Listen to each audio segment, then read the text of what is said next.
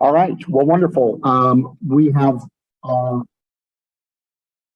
our Representative Susan McLain and Senator Janeen Sollman here today. Since the legislative session ended at the end of June, I know you've done at least one recap with groups, but now we get to do it again. And perhaps you've had a chance to digest much of what happened over that session and have some interesting perspectives to share. I'm going to let the two of you decide how you want to do this, who wants to go first, or whether you want to be going back and forth with each other. You want Susan to go first? Totally go first. Okay. Representative McLain, he's giving you the floor. Okay. Well, can you folks hear me okay? Oh, yeah, absolutely. We can hear you loud and clear. Great. Well, I'm on my phone, and this is the week that I am with my family for a family vacation. It's the first real vacation we've taken in 12 years. And so we are very lucky to be over in the Sisters area and enjoying all of the hiking. And we had 5 folks that went to the top of Black Butte yesterday, and it's beautiful. And we're all very lucky to live in Oregon.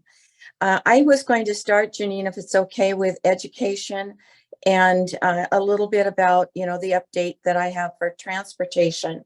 And so I wanted to let you know that out of your 3 main goals that you have indicated you are coming together and being a network for, and I think you said that was workforce and early learning and also affordable housing. I'm going to start with education, so that'll take in some early learning and also a little bit about workforce. And Janeen, I'm sure, will continue on that theme and some of the work that she's done. First of all, as a budget chair, co-chair for the education subcommittee in our financial world down there in the budget, we were very pleased that this was one of the very best budgets that we've ever been able to produce for all of our education areas. And that means early learning, which started on July 1st being a real agency, and we have put a lot of money into those. And I am not going to start giving you all kinds of figures on dollars, but my office has the bills and also the numbers and the budget background if you'd like to know a little bit more about how much we've put into each of these areas. Early learning, of course, we've been pouring dollars into for the last 2 bienniums. And that's because we needed to do all of the things to make them an independent agency. And by saying an independent agency, it was to be a focused investment. And so we've been doing a lot of things, as you know, with early learning, with preschool, with kindergarten for all, all of the different types of programs. So we also have been trying to work on family needs and early learning support for families and infants. And we have a lot of different programs that are involved in a wide variety of ages of our children from birth all the way through higher education. But I felt very good about, and I will give you a couple of numbers. We were able to give 10.2 to basically $1 billion to the K-12 system. And we were also able to have the highest amount of support for support systems for the community colleges and also for the universities. And we made almost $1 billion for the universities and over 800 million for the community colleges. So that felt really good.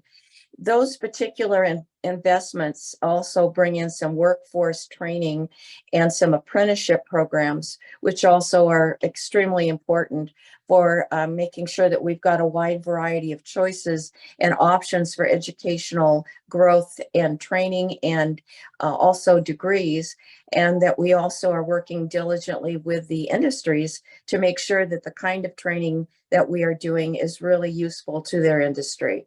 So all of that is integrated in the budget that is present for early learning through higher education. To my second area, I wanted to mention for a minute transportation. I work on infrastructure, and the 2 or 3 committees that I'm on that work on that is the I-5 Bridge Committee replacement.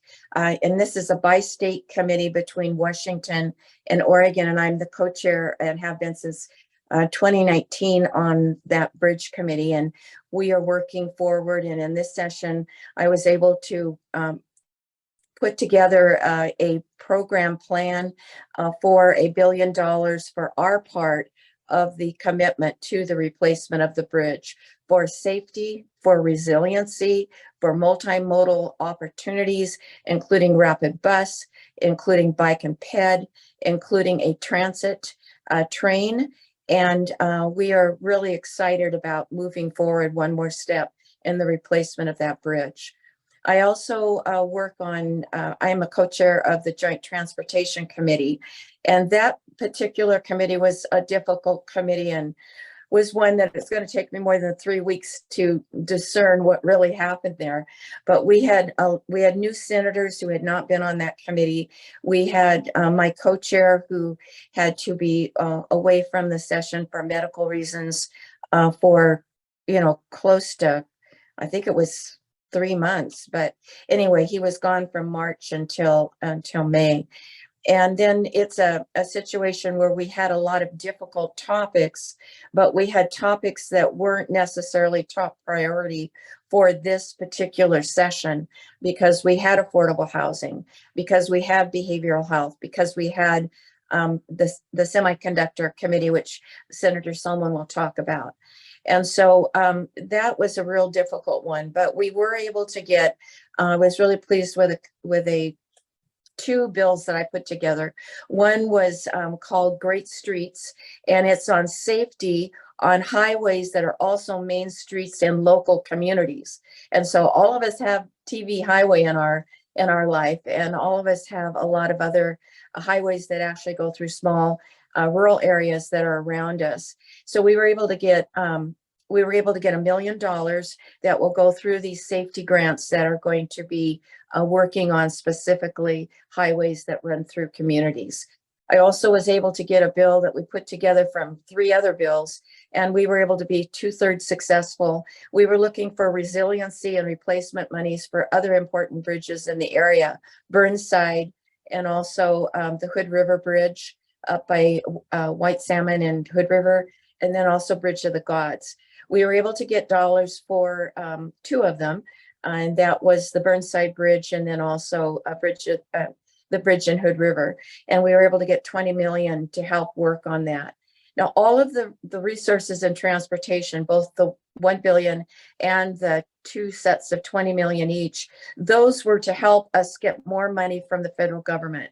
And so now all 3 groups are able to work on grants. And on the bridge itself, we're hoping to get $2.5 billion from that federal larger infrastructure congressional bill and program. And then also the smaller bridges are hoping to be able to get some other grants that will go along with the state money to work on resiliency and replacement. And they both need it for safety, not just resiliency. I don't know how much time I have, but I do have one other update. Affordable housing, I play on the edges. I'm just the good vote. And there are a few things that I relate to that have to do with land use and also have to do with, if you want affordable housing, you've also got to have infrastructure and you've got to have transportation and you have to have the ability for people to get to training or to wraparound services or to sometimes even get the opportunity to really get into more stable housing in the future. So I do work on the land use and water committee, where I also work on infrastructure there, both in land use and water.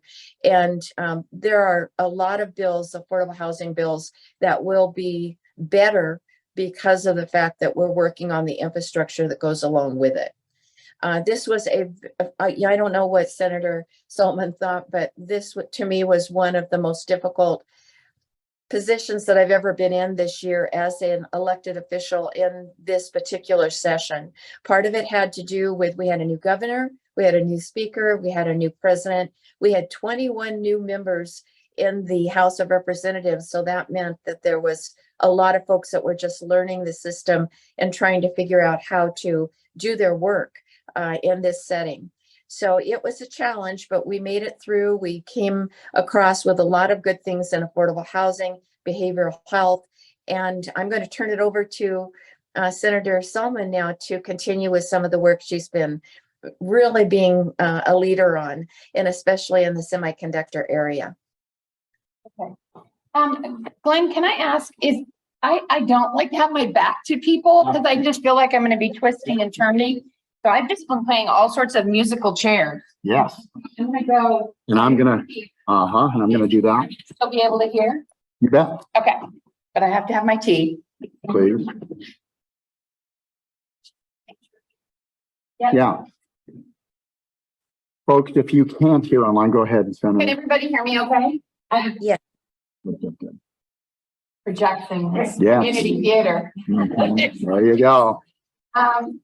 Thank you so much for this opportunity to be here today. I'm Janeen Sollman, and I am the state senator for Senate District 15, which includes areas of Forest Grove, Cornelius, Hillsborough, and the Rock Creek area of Washington County. Do we want to get Juan Carlos? Sure. Yeah. Yeah. Oh, you should have Hi, I'm Susan McLain, development director for a nonprofit here in Washington County called Centro. I'm also a metro councilor that represents the north half of Washington County on our regional government. Well, I am completely in awe of the experience around this room, and I really hope to use this opportunity to learn from all of you as well in your experiences and what you bring. I, by all means, don't do this work alone. Not only do we have amazing colleagues that I work with in the legislature, but I also have a fantastic team. And I have Nicole Vargas and Maria Gomez. And as well as I have during session, we had 4 college interns, and then we had 3 high school interns. And that, you know, we do all this work, we come together with our passions, and Representative McLain hit it really well. This to me personally was probably the most difficult session I've been through. Incredibly, like, here we're coming out of COVID. Right, so we're all together, and then we had a Capitol that was under construction, so that made for tight quarters, and then we had a Senate walkout for 6 weeks that we had to work with, and so when one of the difficulties is people are following bills and they go, oh yes, I'm going to follow Senate Bill 123. Well, towards the end, we had to really work very quickly. So maybe 1, 2, 3 got baked into 4, 5, 6. So then you're like, where is 1, 2, 3 anymore? Well, it's in there. It's in Senate Bill 4, 5, 6. So people were really struggling with that. Well, what about this funding? Well, it actually came into the budget bill, the Christmas tree bill. So your funding actually still came through. So we really tried right towards the end, because I did have faith that they would come back and provide a quorum, and did. And so we really tried to make sure that work was moving forward. So I serve as the co-chair of the Joint Semiconductor Committee. I served as the co-chair of Ways and Means Public Safety. I served as the chair of Energy and Environment in the Senate. Yeah. And then I also was on housing as a member, and then as well as a member of Ways and Means. And then they provide you other commission ideas and jobs. And one of them was it's like the Judge Oversight Committee, Alcohol Drug Policy Commission. And I think recently I've been asked to join Business Oregon Commission. And so again, these are just opportunities where legislators can serve right alongside folks from the community on these efforts. And being a member, probably the longest one of the members of the Alcohol Drug Policy Commission since I began my service, I have seen a lot of changes there, but really know that that the work that they do is really important to legislators in feeding, important legislation. And so I served 5 years in the House, and now my second year as a senator for this district. And you know, coming right after Chuck Riley, who is enjoying. Believe me, I saw him the other day. He looks refreshed. He looks stress-free. And I was like, oh my gosh, Chuck, you're enjoying yourself. Good. So, but I'm sure he's keeping very busy. So the things that I have been able, I'm really proud of, you know, our team really had a lot of great accomplishments. We worked really hard on issues around the environment. Yes, being the co-chair of the joint semiconductor committee, we had a great committee put together, folks all over the state. We had all corners, you know, covered on that committee. And the reason that that committee was put together as a joint committee was we knew we had to move at a quick pace. It was going to be quick, fast. And because of the fact that the federal CHIPS dollars came down and provided incentives to states that said, if you could put together something, provided your own state CHIPS Act, then allowing people to come in to access dollars, then this is opening up billions of dollars potentially for our state. So we had a bipartisan leadership team. So Representative Bynum and myself were co-chairs. Vice chairs were Kim Wallen and Tim Knope. We had great members. We did a lot of this work together as four of us as a leadership team. Really proud of the investments that we have brought forward from the CHIPS Act. Just to give you an update, we have, so the governor's office and Business Oregon are collecting statements of interest from companies, and really exciting that the governor's office said they have 13 or 14 statements of interest filed, and 7 of them have already put in formal requests for support from the Oregon CHIPS Act. And they were still expecting 3 or 4 formal requests to come through. And it is actually going well past what they had envisioned as potential start to this investment. So we were able to $210 million. And some of that was for land readiness and giving businesses support through the CHIPS Act, through you know, filings and such. Some of that was for federal, for education grants as well. And then they came in afterwards, actually in the end of the year, and got, I think, $50 million more dollars the governor's office requested, because we were receiving more requests in than they anticipated. And there was a component, I think, of Senate Bill 4 that probably drew the most opposition and such, because it was about land use, and people were very concerned about very protective of our land use system, and understanding that that has been a success for 50 years in making sure that we keep Oregon. And so there had to be a provision in there that provided the governor the ability to access some land, because the Semiconductor Task Force, when they did a report, they indicated that was one of the biggest hurdles, was if a fab or a larger company came and said, I need 600 acres in the metro area, there was not 600 acres to be had. And so it really found that to be the metro area was the biggest problem, where a lot of the cluster is, right? That's where a lot of the companies are. And so the land use part of this will allow a company to come to the governor's office, say, yes, I want to go to, you know, Hillsborough because I work with these companies and I need this amount of land. They will go out and look within Hillsborough to see if that land is available. If not, the governor can do a public process through and be able to, not by eminent domain, then bring in some land to the UGB for that purpose. And this, like I said, it is so fascinating to listen to all that Thrives Washington County Thrives is working on, because everything is connected. Whether we're talking about housing, whether we're talking about education, whether we're talking about behavioral health, all of that. You can't fix one and expect the rest to be smooth as silk. We need to make sure that we're investing in all of these areas, which is one of the important things about the semiconductor package and Oregon CHIPS Act, is because through those investments, we are going to potentially bring in billions of dollars to our state's coffers. And why that is important is because then we can continue to make the record investments, as Representative McLain said, in education.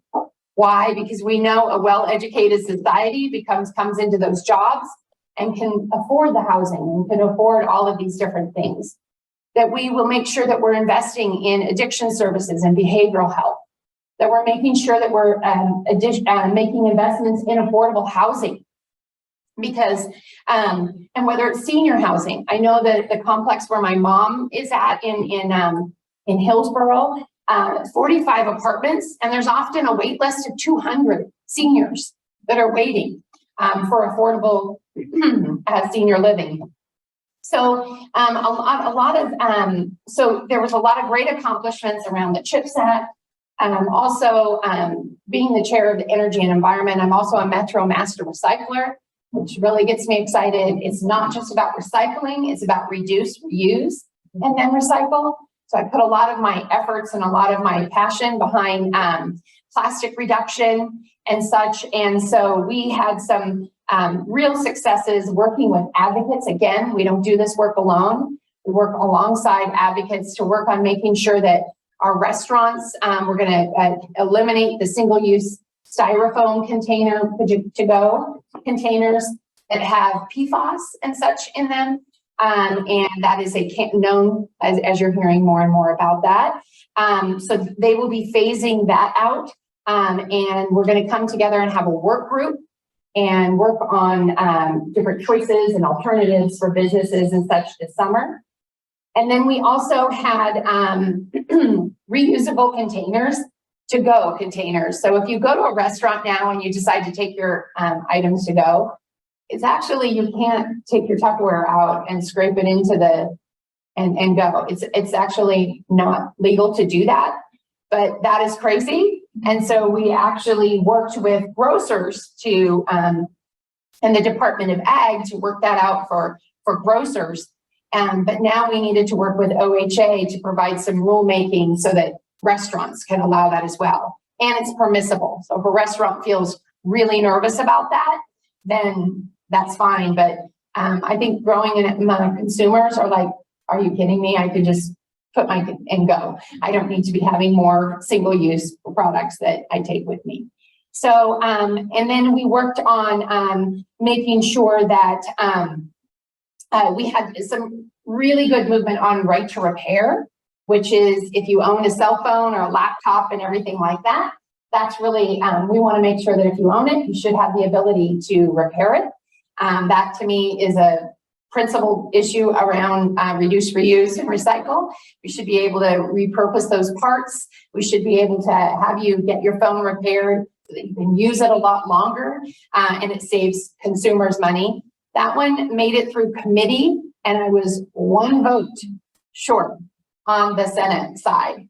I had Republican support. It was bipartisan until the Republicans decided to lock down and all change their votes. And I needed to have one more Democrat to vote to pass that off the Senate floor. But we have a lot of great momentum on that, and we're planning on bringing that forward in the next short session. We're doing continuing a lot of work along that. And then I will just, there's so many, but I really want to get to the question and answer part. But I want to say that so much of this work that we do comes from people who live in our district, who work alongside of us. And one of the bills that I was able to work on was a bill regarding foster youth. And it was because I knocked on a door when I was representing North Plains, and I met a gal named Seema. And Seema was a former foster youth herself. And what Seema's organization, Project Never Again, does is they provide duffel bags for kids transitioning into youth, into foster care. Because believe it or not, DHS was giving youth trash bags. So they would show up to their home and they would provide them a trash bag to put their stuff in. And Seema knew what that felt like. When she told me the story, and I'm going to tell you a personal story about this, but I grew up in a home where domestic violence was present. And one of the times when my mom and sister and I had to leave the house, I quickly put my items in a hefty black trash bag. And we went to the hotel. And when I showed up to the hotel, and the person looked down and they said, "What is that?" And when Seema tells me that story, it immediately that's what trauma is, right? Peels you back, there you are. And it took me back to that moment. And I knew that remembering that and hearing it from Seema, I knew it was something that we needed to work on. We tried so desperately to work on it through rulemaking, which wouldn't be a legislative process. You could just go through the agency. My goodness, were they fun to work with. And unbelievable, really. I even went to the governor at the time, Governor Brown, and said, "Do you really want me to bring a bill forward that says you can't give trash bags to kids?" And so we really tried and they wouldn't do it. So I brought a bill and bipartisan support. And they tried to get reporting taken out of it too. We wanted them to come back because trust is important in this work. And we wanted them to come back and say, "Tell us how it's going. Where are the issues? The bags are donated. When did you have to use a situation where a trash bag? Is there something that we could fix there?" They tried to get that removed, but no, we fought that. And they kept that in there. And again, bipartisan support. And Seema was just recognized as one of those every town or every day heroes on Channel 2, because she really is a shero. She's amazing. But again, that's just a glimpse of that's why these connections are so incredibly important. That's why my team and I continue to go and meet with businesses and meet with people, because it's important for us to have those conversations to see, is there some sort of fix that could be done through rulemaking, which is, and we just want the fix, right? Okay, no, then we need to figure out how we make some positive change through legislation. And, hearing the organizations, seeing familiar faces, I know many of you are involved in that. And I thank you for that. And I really just want to take the time to open it up and have a conversation and continue to learn from all of you. Thank you. Yeah. Thank you, Senator Sollman. Thank you, Representative McLain. So let's go ahead and open it up to questions. If folks have anything, whether it was something that either of our legislators spoke to or not, now's your opportunity to in your own words rather than mine. Okay. So my question was, I know there's been a focus on behavioral health, and I had the opportunity to connect with Rob Nose, and he mentioned transition in the future to more mental health related conversations and legislation, and then distinguishing between the two: behavioral health more connected to addiction, drug use, and then mental health more connected to issues such as depression and anxiety, which are currently ravaging our kids in particular. The only comment that I would have about that would be the fact that you're going to find behavioral health money in so many different budgets. And sometimes we think about it as a single bill, or we think about it as a directed program, but you've got dollars in the education budget that is trying to deal with, mental health, and then also we've got addiction money that is coming in a couple of different budgets, including, the 110 program review.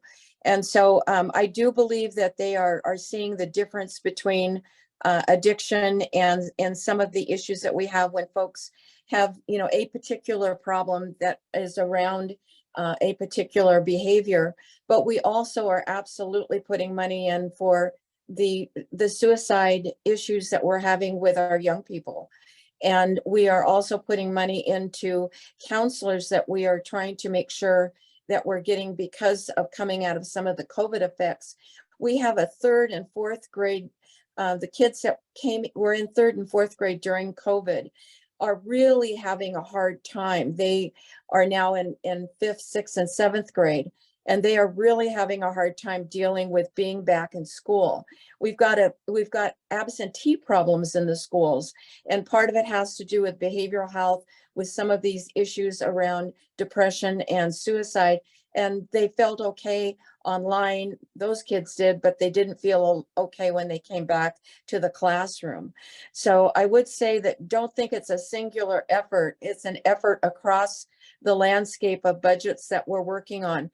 Go to the health budget, and you're going to find a lot of dollars. There are some dollars that I follow to make sure that they're actually getting in that are crossovers between health and hospitals and health in schools and health and in county centers like our Justice Center. So I just want you to know that it's integrated. It's really braided. Thank you. That's helpful. I do have a follow-up question on that. I'm curious, is there any conversation in legislation about screen use? And there's been a lot of studies coming out about that leading to suicidal ideation among our kids. And is there conversation in that realm? There's been a couple of studies. The studies haven't been great in my personal opinion, but we've been talking a little bit about behavioral changes, talking about education stepping, as far as really trying to differentiate for different types of learning styles, but also it has to do with what they're doing with their computer and what they're doing with their technology and how much screen time they are on. Now, for some, it's not harmful. And I even had a grandson that basically, that was his thing, and that's how he learned. He was more comfortable, and and he's doing great. But it's also not good for others, and there's a need to temper. And so your schools, your superintendents, I have a daughter who is the director of elementary education in the Hillsborough schools, and they're working hard on looking at curriculum, looking at teaching style, looking at learning style, and really trying to fit in that as part of the component of analysis. Thank you. And I'll add just a couple of things. Just Representative McLain is right. Everything is connected and intertwined.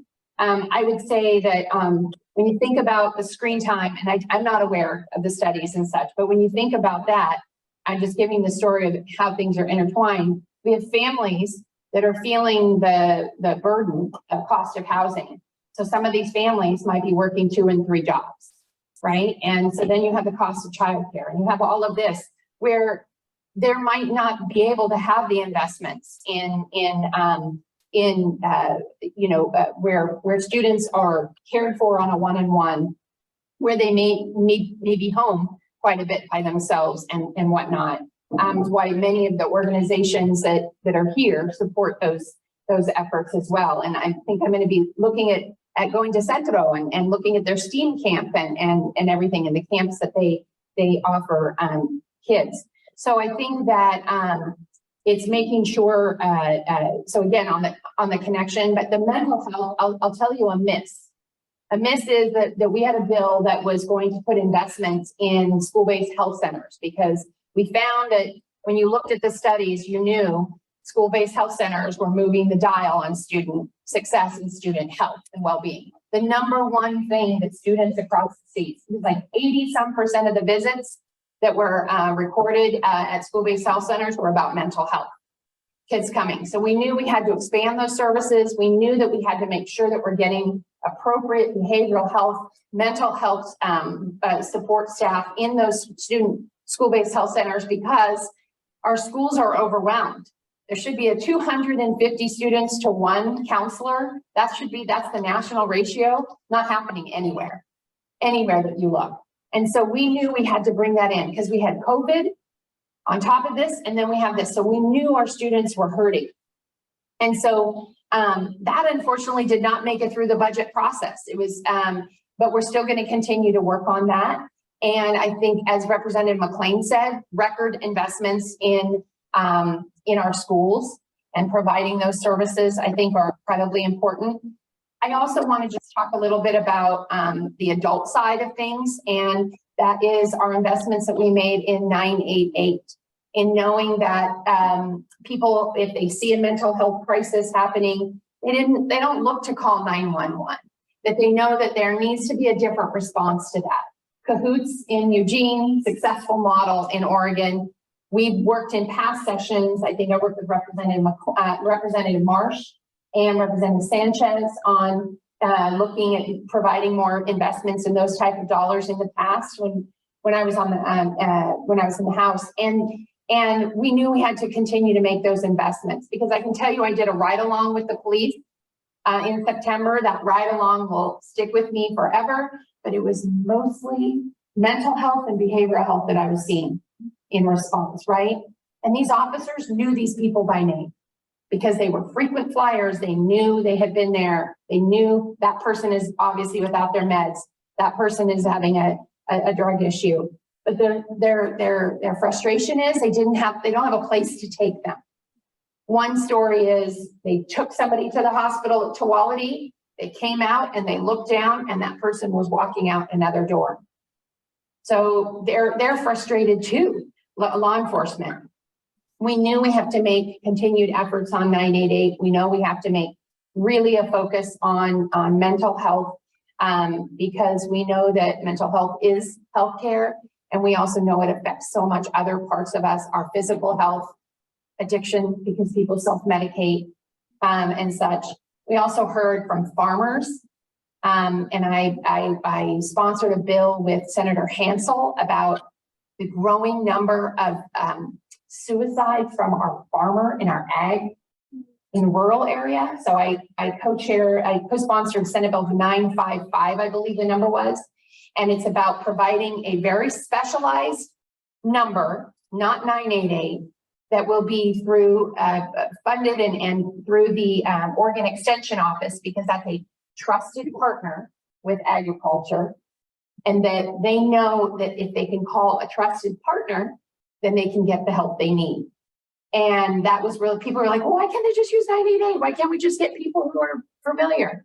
Because the staggering number of suicides that we were seeing, and we knew we had to make that investment.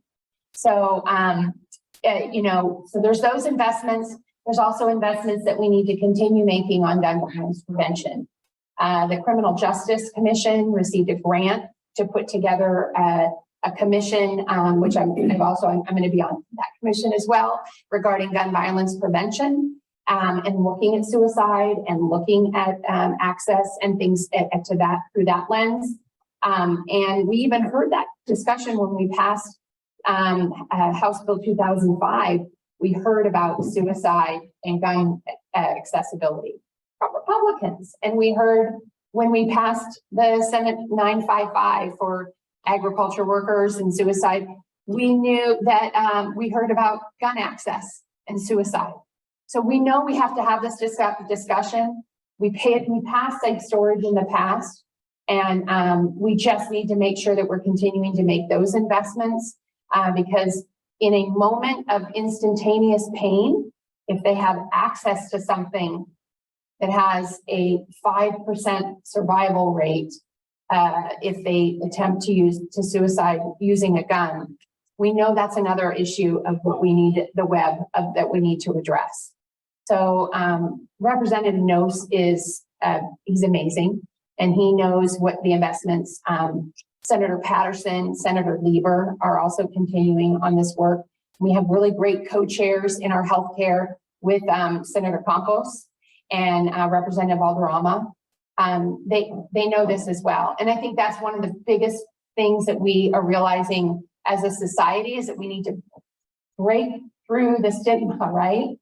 Because if somebody is suffering in a mental health, we need to figure out how we wrap around those people and help them versus pointing a finger or looking away.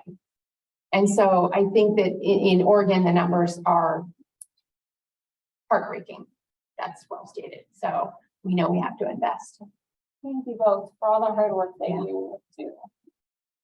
Yeah, thank you. If I could bridge off of that, in terms of just building our capacity, You know, you mentioned one counselor for 250 and we're not even close. Yep. And the same is true for providing services for adults. And, you know, it comes down to, quite frankly, wages. Yeah, People are not able to get, even if they want to be in this field, they can't afford to be in this field. People who have $100,000 in debt choose to go into another profession rather than the one they were trained to, which is to be a behavioral health counselor or a social worker. And I'm curious, I know we've made some significant strides in recent years, but there's still so much farther to go. And systemically, the problem remains. We look at reimbursement rates from our major CCOs. Yeah. Until those change, we won't really see systemically beyond the infusion that we've put in. That's a temporary fix. That's a stopgap measure. So I'm curious, Representative McLain, Senator Sollman, if you have thoughts about those systemic issues and how we're going to permanently raise that bar by looking at reimbursement rates in the system and thinking even at the federal level, because it starts there. I'm curious about your thoughts in that regard. I would just say too, very quickly, I know Representative knows exactly that this is part of the situation. Yeah. Representative Bynum passed a workforce bill, I think it was a couple of sessions ago, realizing that our workforce within our behavioral health system was lacking, but especially lacking for our communities of color and our BIPOC community. And so passed a bill to look to increase that access. So I know that some of those pipeline bills will take a little bit, they'll take a little bit to get people through that to where they have access. But I know that the education, when we know we have a shortage of teachers and such, right? The education committee worked on a bill that would open up a compact so that you could have some state to state kind of agreements, right? I know that we'll need to figure out in other aspects how we can do that. Healthcare, I know nursing, people have been asking for that for some time. I have a retired nurse that lives in my district who said she came here from another state and was trying to help during COVID, but the hurdles were like huge. And so we need to figure those out and work through those as well. But we know we need to, and that's again, kudos to Representative McLain on the education budget, because we know the more dollars that we can invest in higher education to alleviate some of that burden too, for students, getting more students access through opportunity grants for education, because they look at the field and then they see dollar signs too, like their passion might be there, but the cost to get there is great. And then the pay doesn't exactly pay for that, and rent and this and that. So it is a continued conversation that we need to have. Representative McLain, any thoughts? Oh, muted.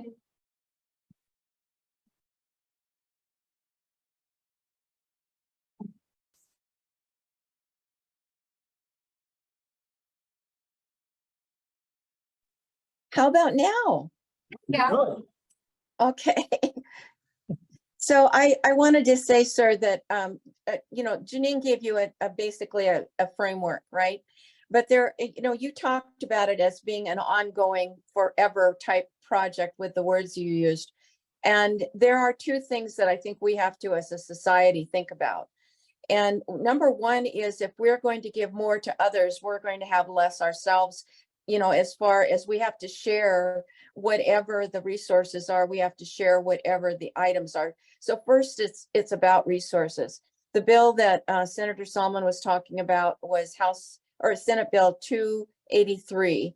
And there are a number of things in that bill, including some bills from last time in both our short and our long sessions over the last 3 sessions, that are dealing with compacts. And they're dealing with compacts and not just education. They're also dealing with compacts in nurse and health and other specialists that needs some of that work. Most of it had to do with certification changes and differences in the states that they really valued. And so we had to find the states that agreed with us on some of those standards and some of the certification. And then we're able to have folks come in during emergencies or have folks come in on a longer time frame. And we actually did change some timeframes on what they could do with a temporary license versus a regular license or an Oregon license. So that is happening.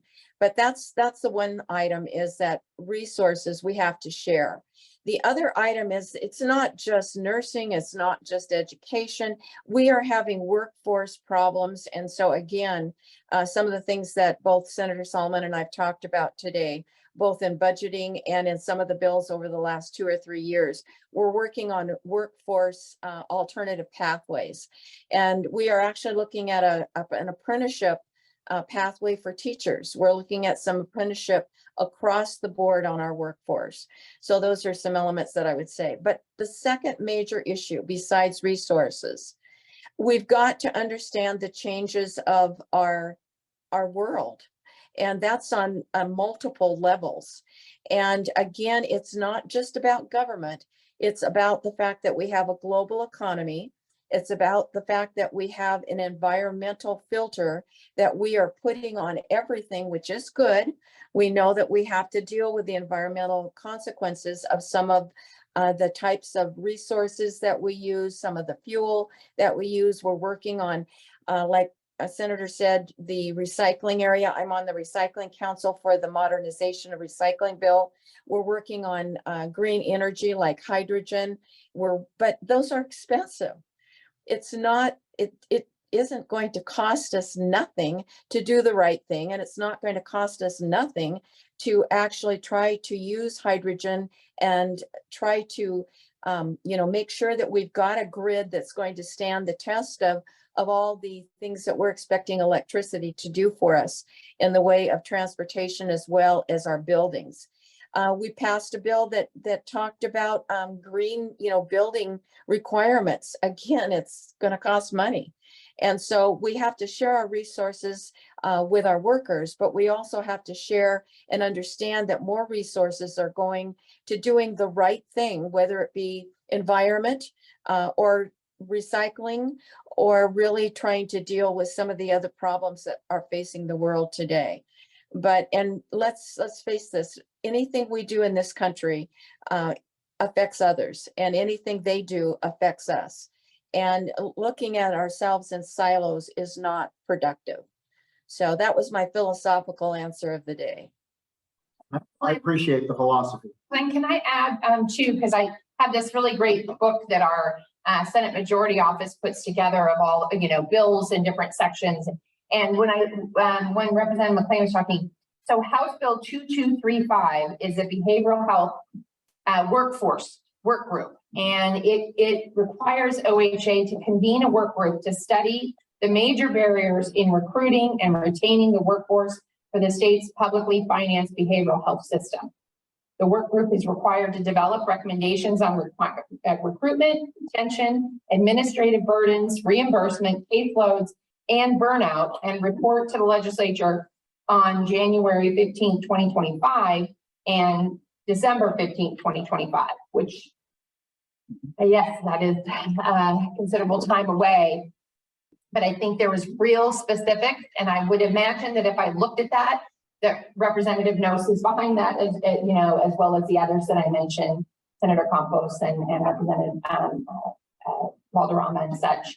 I bet you they're behind that too, because it was really giving direction to OHA. We want you to look at all of these things so that we can come forward and say, here's how we can effectively move the dial on retention. That's helpful, Senator Sollman. Was there anything in their guidance that also spoke to, as you mentioned, the lack of BIPOC behavioral health? When you layer it, if we racialize it, it's even more of an issue. Yes, I apologize without looking into that specific bill number, but I would imagine, but I won't assume that is part of the conversation. But we will take that back to Representative Nose and the others that I mentioned and really ask if that is very specific. Because I remember when I was in the House and I served on behavioral health, I remember the conversations and the work that we talked about. And Representative Bynum, her passionate plea making sure, because, you know, the statistics can't, the facts can't lie. Senator, one of the other things is the fact that there, again, the braided budget, we are giving tribal grants, for example, for college, you know, education. And we made that, we made that budget, you know, comment and budget commitment and investment this year.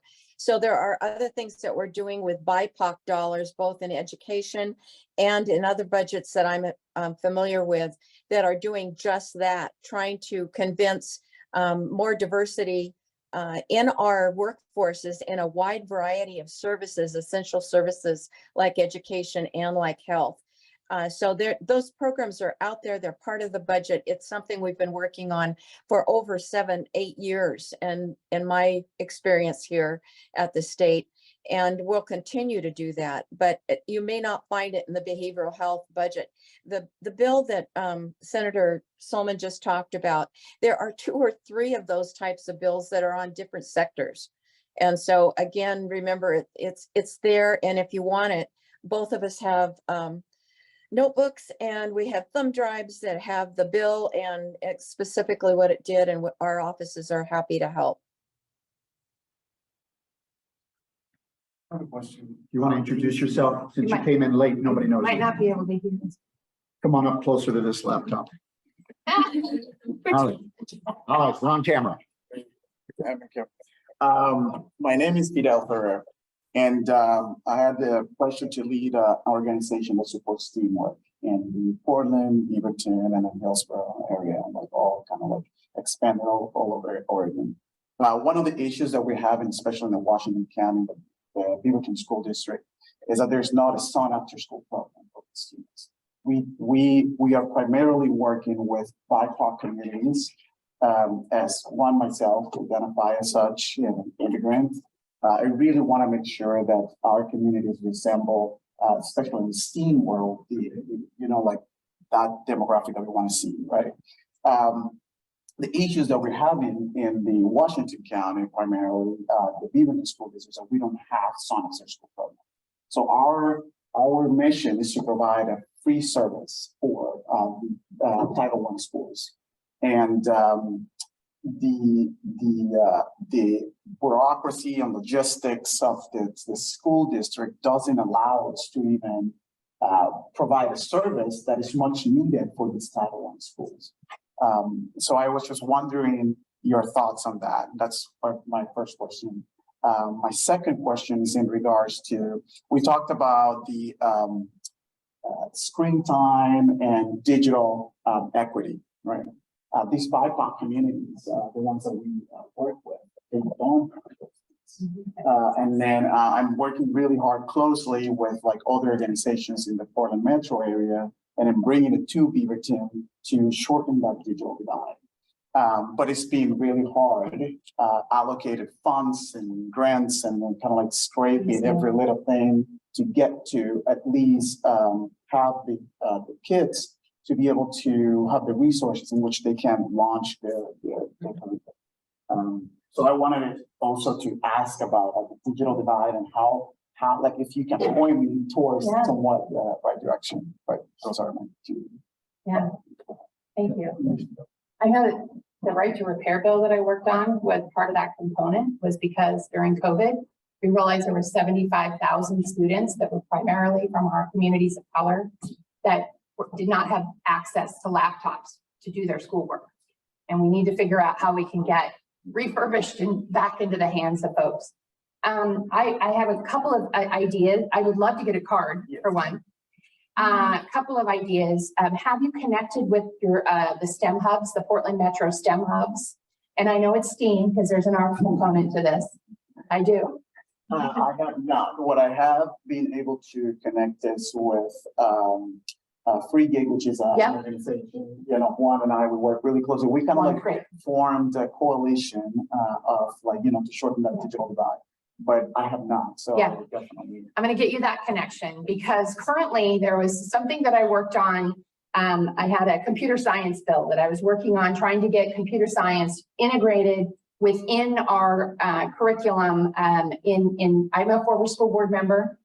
But we also knew who was taking those AP classes, right? We're talking about equity issues, right? We're talking about access. And we knew we had to figure out how to open that up. So we worked on a computer science bill for K-12. What happened was it didn't go through in the last session, but we got funding, $5 million in funding, which is why I want to connect you. It's GEAR funding, which is specifically going out in grants to our STEM hubs to provide access to students, specifically students that are unrepresented. So I'm going to try to figure out how to get you connected in that way. Then the Department of Education is really working very hard to continue those efforts on equity. I'm also going to show you a link to the work that they're doing on computer science. And then also they are, so they're doing this without a bill, which is where the magic is. We don't care if there's a bill, we just want it to happen. And so I want to mention that. Also, I want to talk about how representation matters. Representative Bynum, who's the co-chair of Semiconductor, we were able to successfully get some funding to her advocacy for specifically in STEAM funding for there's a Portland group, and there was like 3 different groups that were getting some grant funding, and I'll get you that information as well. I would love to. So yeah, one of the things, thank you. Yeah. One of the things that we're really working hard is just to make sure that we shorten the digital divide. It's important, especially for us. As one, you know, I graduated myself in STEAM, but I didn't see a lot of representation, and it kind of like caused a lot of, I would say, you know, like hurdles along the way, even to graduate and then pursue masters and so forth. But also the sometimes the barriers that we're facing are, we always say, like, caused by even the school district, where there's a lot of like, and I understand, a lot of regulations and like policies and procedures in place. And even for us to provide a free service to the school, to these like BIPOC students, to the Title I schools, we have to pay for a custodial fee, for occupancy space. We have to pay for like bring all the logistics, and it's just a lot. I want to also connect you to the Beaverton Education Foundation too, because you're in Beaverton.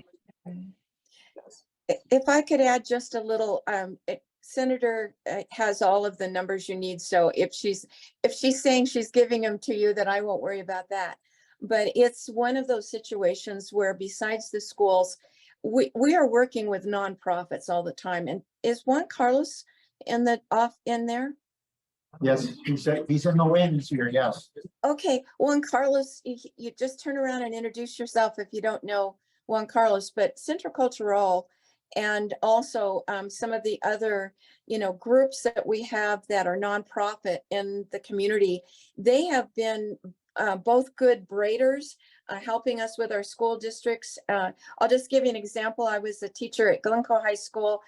Centro Cultural had a senior project support group and tutoring, and then they went ahead and started doing a senior project that was a graduation requirement for students that basically may not have had those computers at home, may not have had English as a first language. And they did some beautiful things with some of the students that I got through some programs at Glencoe so that they could graduate. But it was a combination of both the school district and the nonprofit. And sometimes it's just finding the right person at the school that really wants to work on that and knowing which department to go to or how to approach the principal. The second item is that the education budget, you know, we don't just have a diversity budget. We have actually BIPOC groups that have different needs, whether it be the Black Student Success Act, or whether it's the Latino Success Act, or the tribal hubs. We try to help each individual type of community that has a different type of need. So it's really, getting some folks in there that can bring together again and braid the nonprofit, the school district requirements, and all of the things that you're facing. But thank you for being part of that infrastructure that we're happy you're part of our community to be here to make sure that we're doing the right thing. But I'd love to talk to you too. So make sure you call our office if you're interested. Yeah, for sure. Thank you. Yeah, Katie. Katie, maybe you come closer. I don't know, can you hear me from here? Okay, so I'm projecting. Oh, okay. Come on up, Katie. Sorry, you gotta go up. It's all right.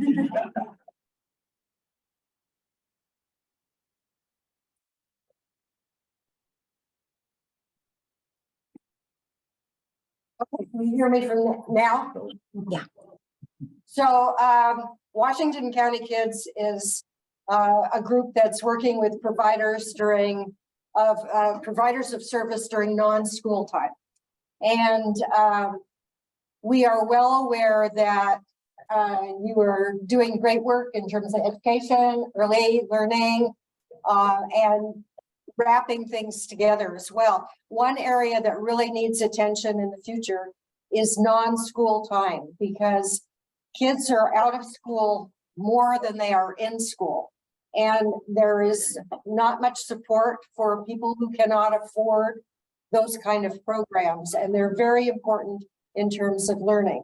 Some school districts are very supportive of the nonprofits or even the for-profits that can work with kids during non-school time. Other school districts are not. And so things vary a lot.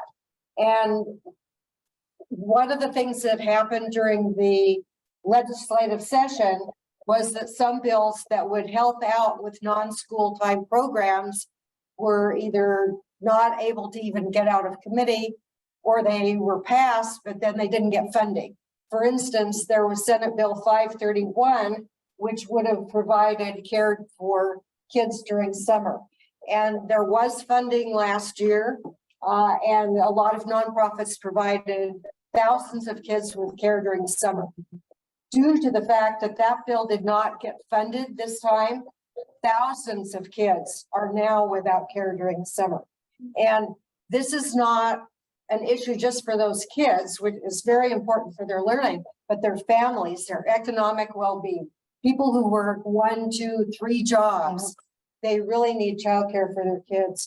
And this is something I hope that can be worked on next session, and trying to look at across the board, not just little kids, but kids grow up and they need support.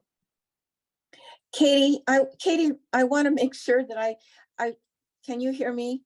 Yes. Yeah. Okay. Well, first of all, summer learning is an area that I've taken interest in for many, many years.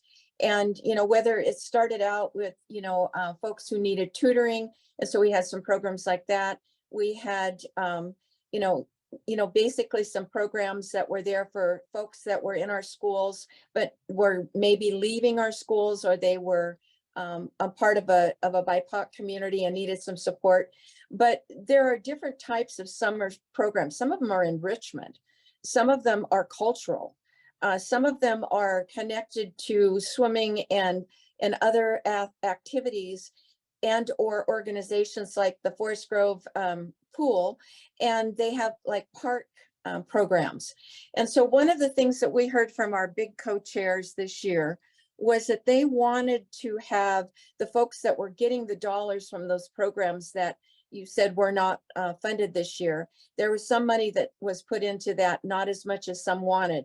But they wanted to have the partnerships, the nonprofits, the school districts, and folks who are working outside of the school system to really key in on what their goals were and have some way to show how the money had been spent. And it was one of those things that I heard for 6 months. And so I'm taking those co-chairs seriously.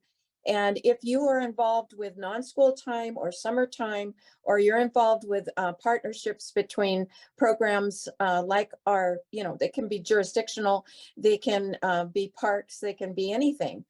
They can be Boys and Girls Club, they can be your organization. But whoever it is, we've got to do a better job describing what are we using the dollars for. Is it enrichment? Is it tutoring? Or is it, academic? is it a partnership for a cultural experience? But we've got to be able to do a better job letting folks know where the money's going. And that's the only piece of advice that I've got, because I was a little frustrated with some of the summer school dollars that didn't go out, but I was pleased with where they put them because the programs that they had were very well situated and were ready to go. Even though the money came late, they were ready to go. And I think we'll see some good results. We just visited, Maria and I just visited out in Forest Grove at the aquatic program that they have with their students from special education and peer students that are taking these swim, and just, I'm just telling, I can just get them, like seeing the smiles on their faces was beautiful. And then we went over to Fern Hill Elementary and we visited the migrant summer school.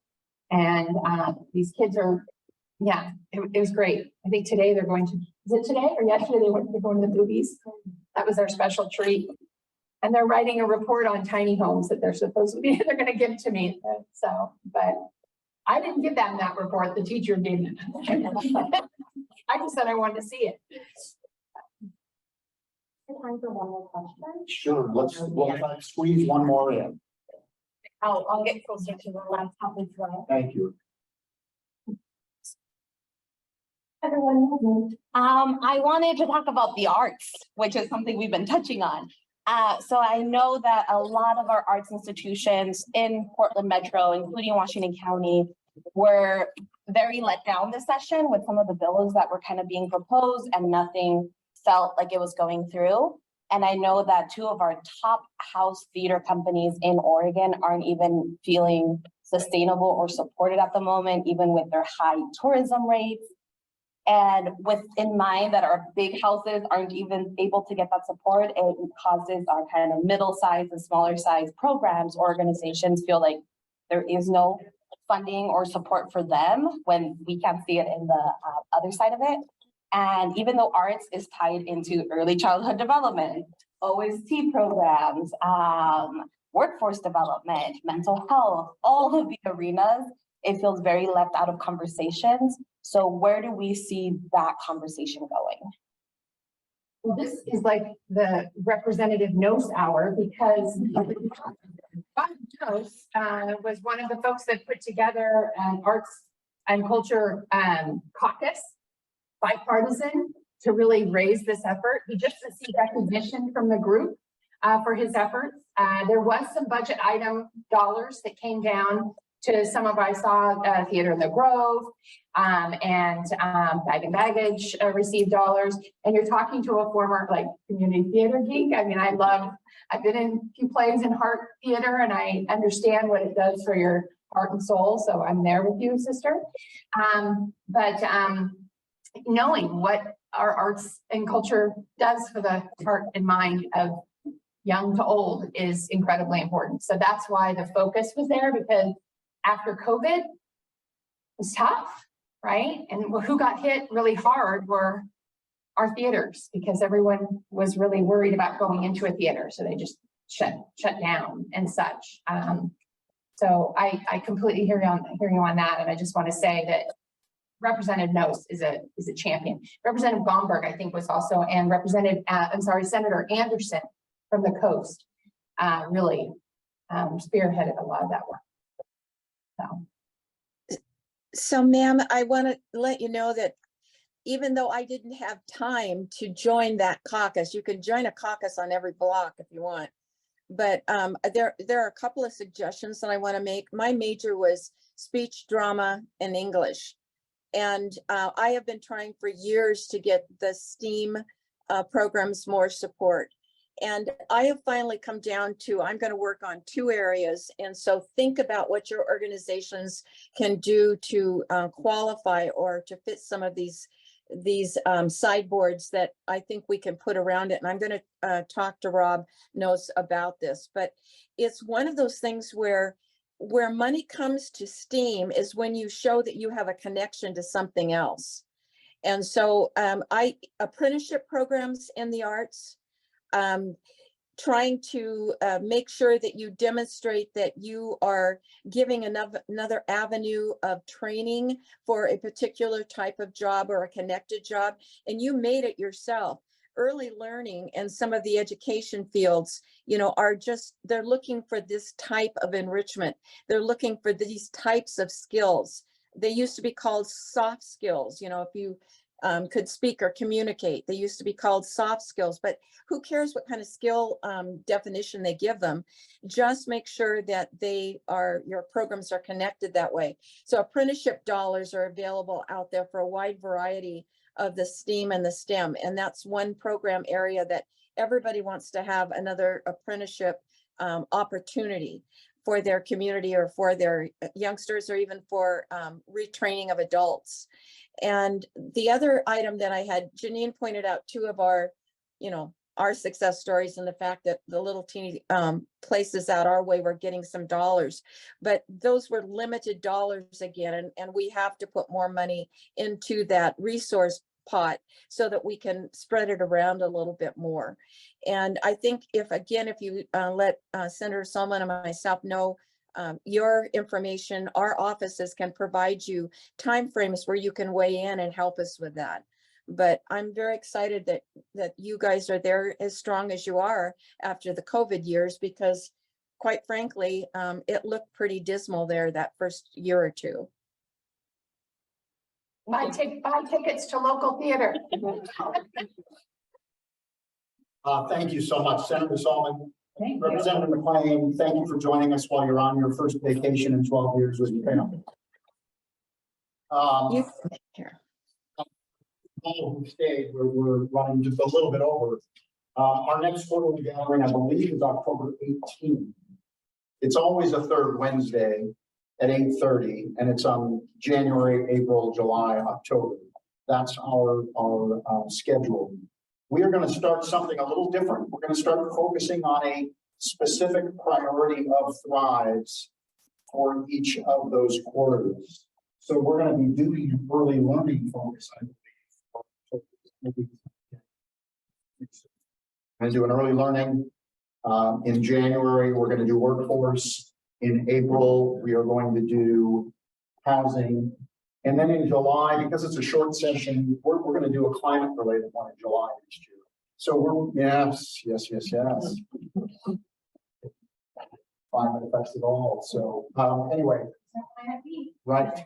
So I expect we'll see different people, some who may say, I'm really interested in this. It's fun.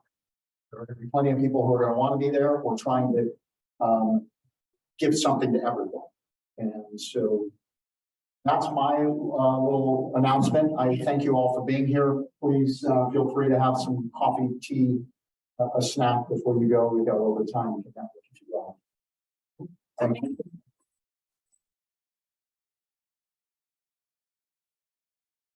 Glenn, could you repeat what you said about the October meeting, please? It cut out and I don't think we were able to hear you. Sure. The October meeting, I think I will plan on focusing on early learning. So that'll be the quarterly gathering topic will be around early learning and youth enrichment. Thank you. You bet. Thanks everybody online. We're gonna leave this up, but just for the heck of it, we'll leave it on.